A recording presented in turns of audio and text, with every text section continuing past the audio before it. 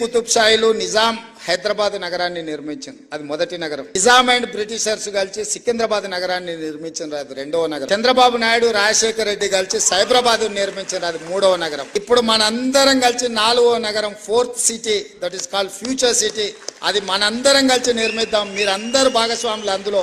మనకు నాలుగో నగరం అవసరం ఉంది. భవిష్యత్ అవసరాలను దృష్టిలో పెట్టుకున్న ఫ్యూచర్ సిటీలో అన్నీ ఉండే విధంగా దాన్ని అద్భుతమైన నగరానికి ప్రపంచంలోనే పోటీ పడే నగరంగా తీర్చిదిద్దాల్సిన బాధ్యత మీది. మనం అందరం అనుకుంటే ఫోర్త్ సిటీని, ఫ్యూచర్ సిటీని నిర్మించుకోవడం పెద్ద విషయం కాదు.